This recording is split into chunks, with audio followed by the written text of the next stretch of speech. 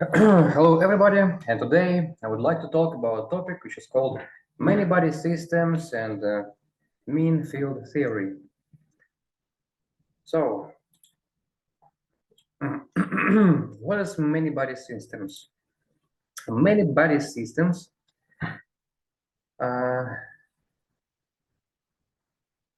it's a systems such as, for example, soil, solids,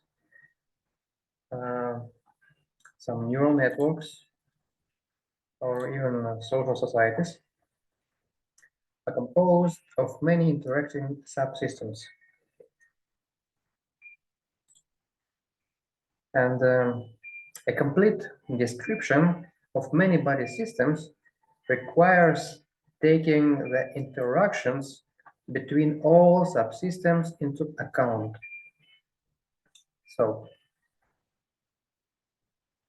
for example, we have several social groups.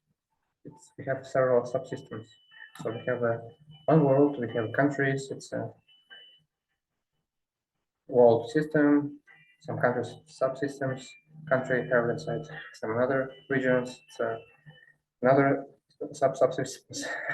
But the main point, a complete description of many-body systems requires taking the interactions between all subsystems into account. Yep. And often, many-body systems can approximately be described in terms of the evolution of a single subsystem or few subsystems. And okay,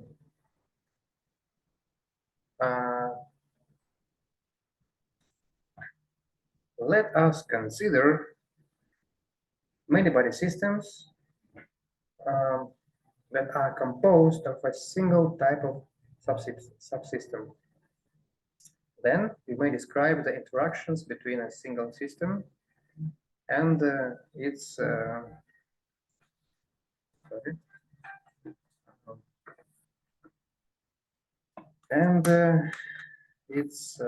fellow subsystems by the force that the average is exerted by all fellow subsystems of a single subsystem. So the force is called a mean force, mean field force, and simple definition we can see here on our screen. So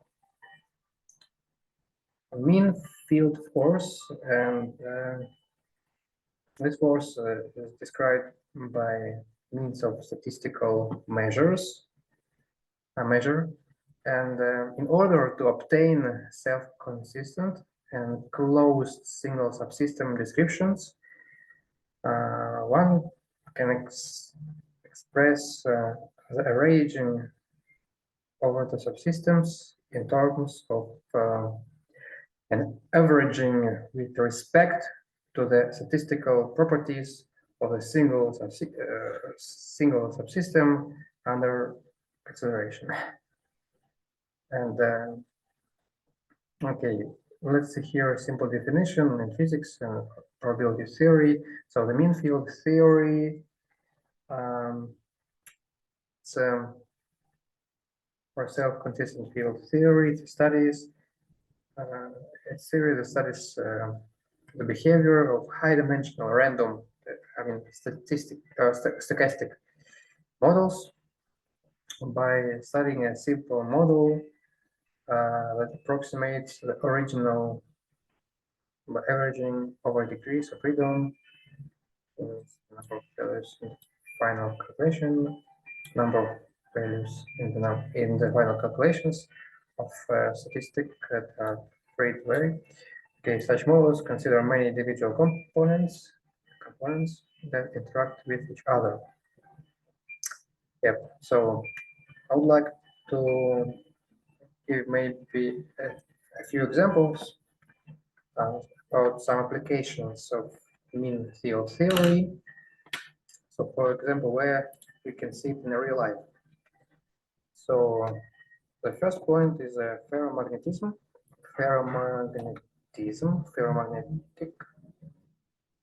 Okay, ferromagnetism.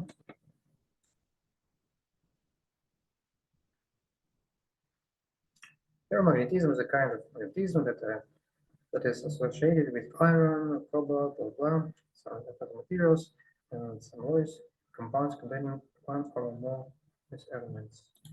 Okay, also we have some magnetic field. Yeah, ferromagnetism. A lot of small different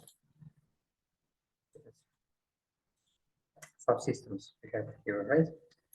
One subsystem, second subsystem, third subsystem, etc. And what more? Also, oh, yeah, here a good example. Quite interesting. Yeah. Here we can see it in real life by watching this material. So this is the ideas where this theory is come from, right? So polarization is also one good example where we can use this field theory, some applications. So when you have light and it's going. So next is which is not so common example, however, pneumatic phases. So one good example. Yeah, we have some liquid crystals. Have different subsystems, and they interact with each other. And here we use mean field theory. Yeah, to understand this phenomenon. Okay, also in astrophysics we can use this mean field theory because we have a lot of planets, lots of approach. We all know what is astrophysics. However, some picture is see. We can see our whole galaxy of planets, and so subsystems interact with each other. Maybe you can see the micro level, micro level, huge macro level, and some applications of mean field theory exist. Maybe pneumatic phases is a brilliant example which we can see by our eyes. So in quantum mechanics, many body systems can be treated in a similar manner. So, for example, we have a Half-Tree-Fock theory. Let's see what is it about. Half-Tree-Fock theory, and the method. Okay, method. Method. It's a method. I want theory. However, okay, this guy tried to wrote a method which can help you to approximate the determination of the wave functions and the energy of quantum many-body system and in a stationary state. Yeah. So sometimes this term is also using by this in this field. We can see. And yeah, quantum mechanics. It's for example. So also you can see it in a Schrödinger equations.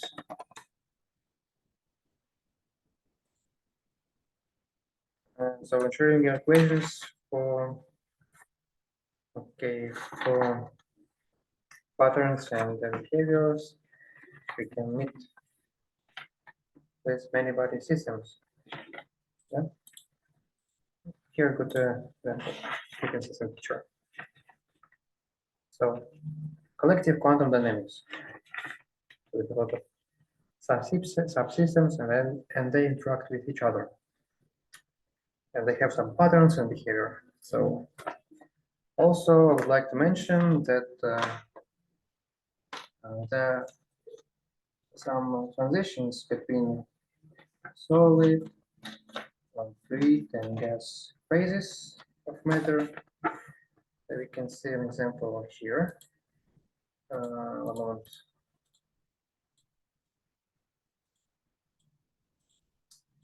Yeah, so we have solid state, liquid state, gas state, and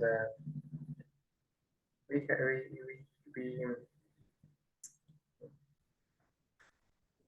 this Hartree-Fock theory or method, and Schrödinger equation for many-body problem can be reduced to a single particle Schrödinger equations, and a single particle Schrödinger equations, however, involve energy terms that depend on the statistical properties of the single particles that we describe. And furthermore, a mean field approach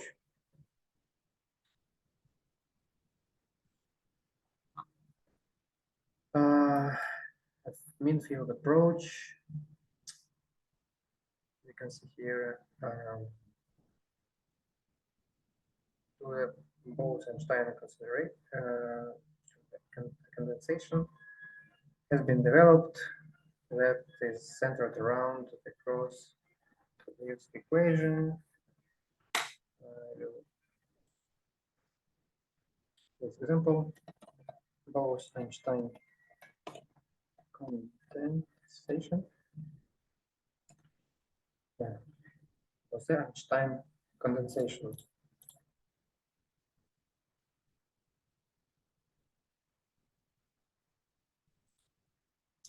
So, in condensed matter physics, Bose-Einstein condensate, the state of matter that is typically formed when a gas of bosons at very low densities is cooled to temperatures very close to absolute zero. Want to put it down. State of matter means physics. State of matter is one of the distinct forms in which matter can exist. We have four states of matter observable in every day. We have solid, we have liquid, we have gas and plasma, and many intermediate states are known to exist, such as liquid crystal, and some states only exist under some extreme conditions. So this is ideas from where we're taking alpha equation. So Bose-Einstein condensation has developed that is centered around the Gross-Patayevsky equation. Let's see how this works. Patayevsky equation.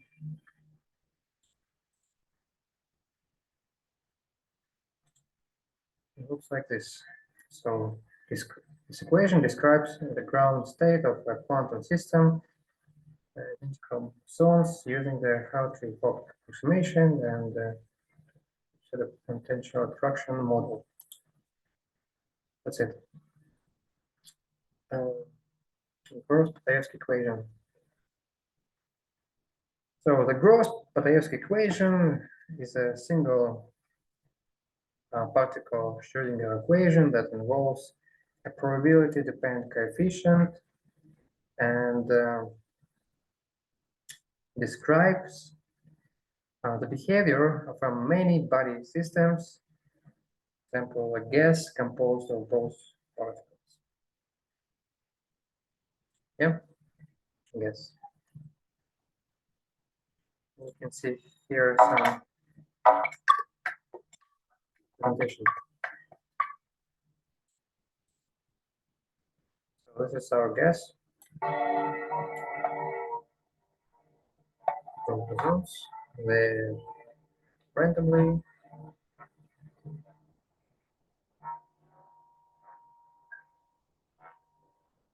sometimes low and decrease.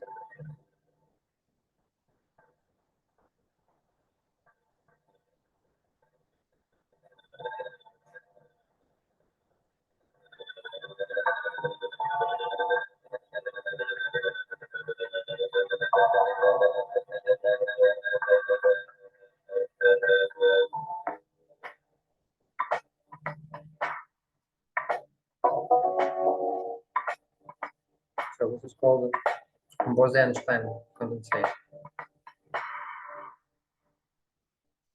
Single collective quantum wave called Bose-Einstein condensate. Again, they form a single collective quantum wave called the Bose-Einstein condensate. Yeah. So also one thing I'd like to mention.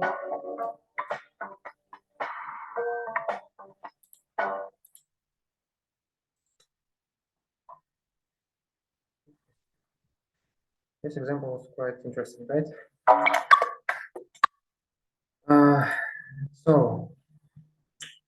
One thing that all mean field theories have in common is that they yield a nonlinear description, nonlinear descriptions for a single subsystem. So now we have here a single subsystem, and they yield nonlinear descriptions.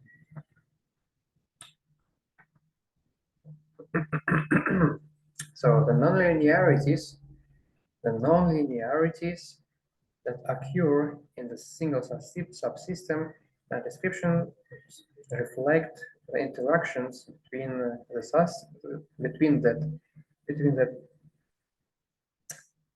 subsystems of the many-body systems. So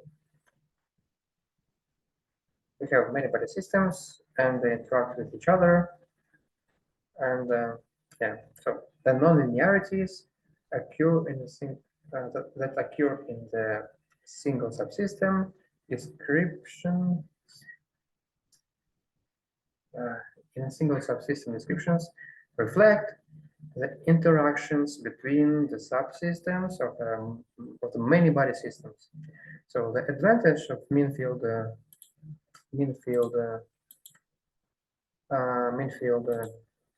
theory, one may describe many-body systems in terms of Fokker-Plan equations. A single subsystem probability density P equals Pxt. Okay, let's draw something here.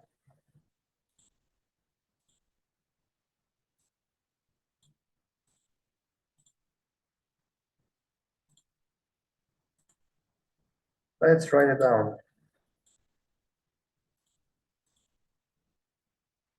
P equals Pxt. So this is the advantage. So mean field modulus.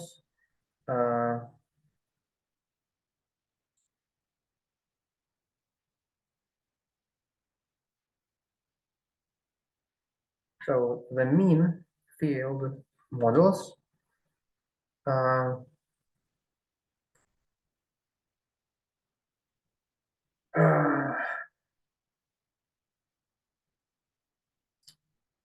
I have to take a want to eat something. I'm sorry, I have to do this. I need energy.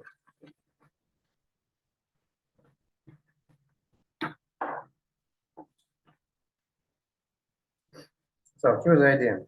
As I said before, the nonlinearities that occur in the single subsystem descriptions, reflect the interactions between the subsystems of the many-body systems. We can see it here. And The advantage of mean field models is that, okay, on the one hand, they often can be solved with relatively little effort. Okay, we will try to do this next lately. On the other hand, they account for subsystem interactions of many body systems. Yeah, that's key point. So, as you can see here, yeah, and in line with mean field theory, one may describe many body systems in terms of Fokker-Planck equations for a single subsystem probability density function density like this. In order to account for subsystem interactions, one may consider Fokker-Planck equations with probability dependent coefficients that we can read or write like this. Let's do it. Just do it. So now I will write this equation. So d p xt by dt equals minus sum of okay the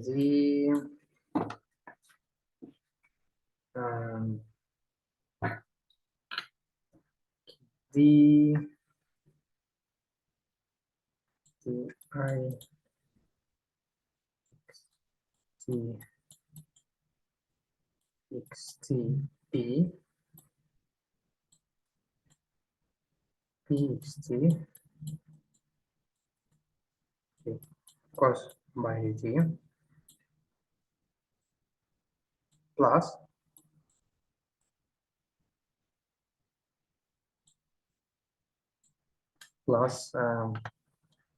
sum okay, and now we have okay, double d d square, I'm sorry, d square, and please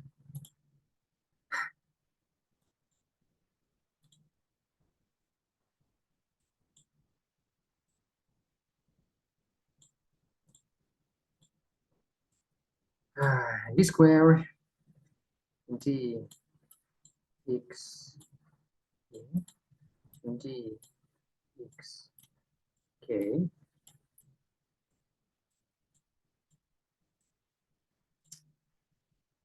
okay, sorry, so d square of this d I k x t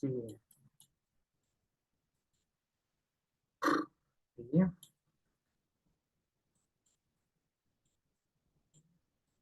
p x t by dxe dxk, right? So this is our equation.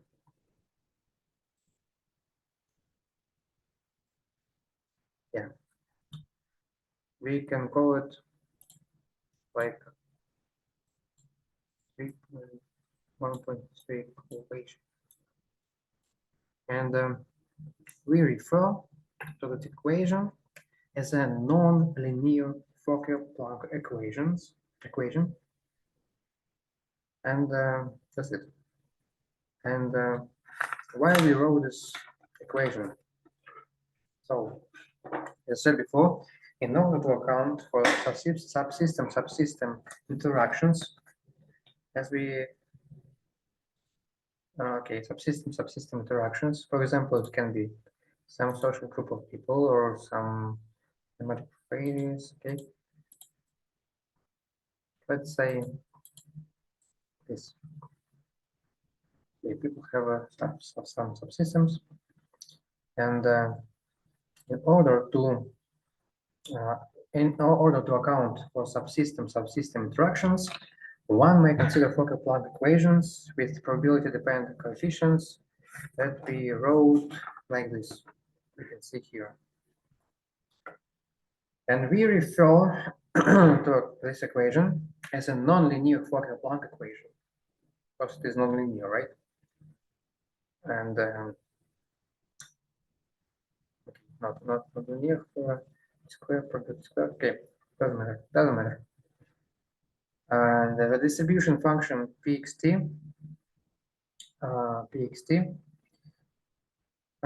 has two phases.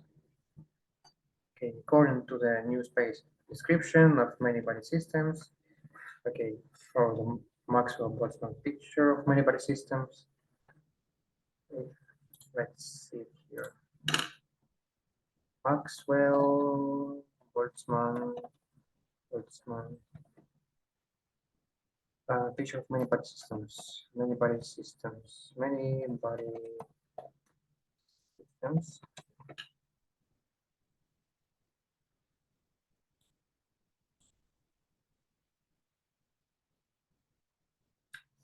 Okay, and not this. Okay, but this exists. We'll show it later. So, according to the new space, there is a Kaplan equation.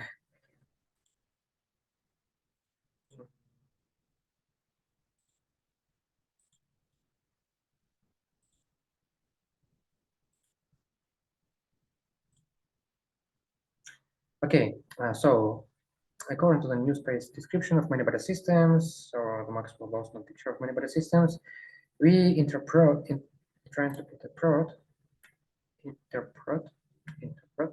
pxt as a function that describes the probability to find subsystems of a many-body system at time t in state x. So, in particular, if rho xt describes the mass density or particle density of a subsystem with a total mass or total particle number. Okay, we'll call the like this and 0.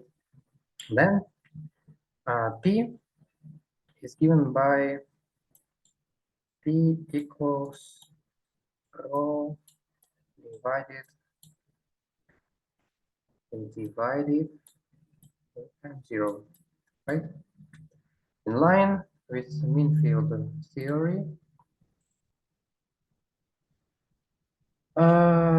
Pxt describes the distribution of subsystems in the new space, as well as the stochastic properties of a single subsystem.